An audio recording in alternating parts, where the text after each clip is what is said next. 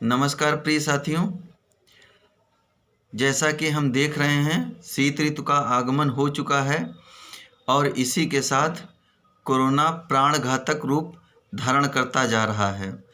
अब हमें इससे अपनी लड़ाई तेज करनी होगी क्योंकि कोरोना का डीएनए अपने आप को ठंड में सक्रिय करता है और यदि हमें इससे बचना है तो हमें अपनी जीवन शैली में आमूलचूल परिवर्तन करना होगा।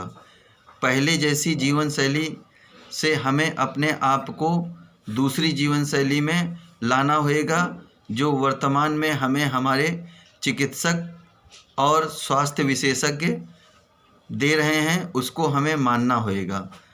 और इसी के साथ हमें अपने भोजन में भी परिवर्तन करना होगा।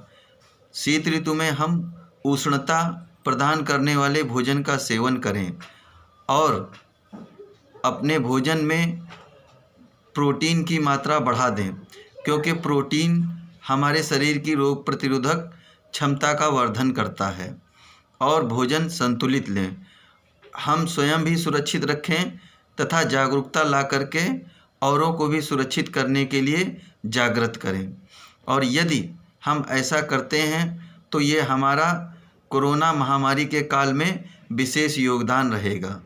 तथा इसी के साथ मित्रों, जो शारीरिक विकृतियों जैसे ब्लड प्रेशर, शुगर और कब्ज इत्यादि से पीड़ित रहते हैं, वह लोग सूर्योदय से पूर्व तथा सूर्यास्त के पश्चात किसी प्रकार के भोजन का सेवन ना करें और यदि करना है तो सूर्योदय एवं सूर्यास्त के मध्य ही भोजन करें। जो शरीर में विकृतियां पैदा होती हैं वह यदि हम अपने जीवन में स्वस्थचर्या का पालन भली भांति करें तो उनको हम आसानी से दूर कर सकते हैं। और व्यक्ति को भोजन के संदर्भ में विशेष सतर्क रहना चाहिए। इसी के साथ साथ में हमें नियमित रूप से योग, प्राणायाम, ध्यान तथा व्यायाम को अपनी जीवन शैली में विशेष रूप से उचित स्थान देना होगा। और हम इसी के साथ अपनी स्वास्थ्य को सही रख सकते हैं। और मित्रों, एक सावधानी और बरतें, हम खड़े होकर के भोजन ना करें, खड़े होकर के पानी ना पिएं। खड़े होकर के भोजन करने तथा पानी पीने से क्या होता है, हमारे पेट में तमाम सारी बीमारियों का जन्म हो जाता है और इससे हमारी रोग प्रतिरोधक क्षमता भी घटती है।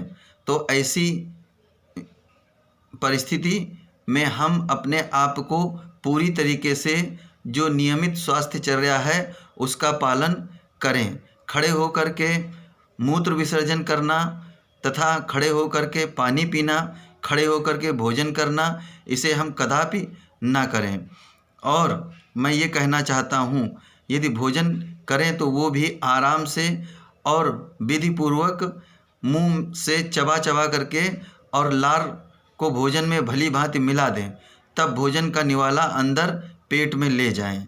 ऐसा करने से हमारे पेट से संबंधित समस्याएं स्वतः ही समाप्त हो जाती हैं क्योंकि हमारी लार हमारे भोजन का पाचन करती है। ऐसा करने से हम अपने स्वास्थ्य व अपने पेट संबंधित विकारों को दूर कर देते हैं और आपस में समरसता बनाए रखें। इसी के साथ हम आपस में उचित दूरी बनाए रखें जिससे कि हमारे ऊपर कोरोना का प्रभाव ना पड़े। क्योंकि कोरोना मित्रों गर्मी से निष्प्रभावी होता है, इसलिए हम गर्म पानी का प्रयोग अवश्य करें पीने में। और जिन दुकानों पे हमारे कार्य होता है, कारखाने हैं, दुकानें हैं, इनमें हम गर्मी का प्रबंध अवश्य करें, जैसे ब्लोअर, रूम हीटर इत्यादि का प्रयोग अवश्य करें जिससे कि कोरोना को निष्प्रभावी किया जा सके।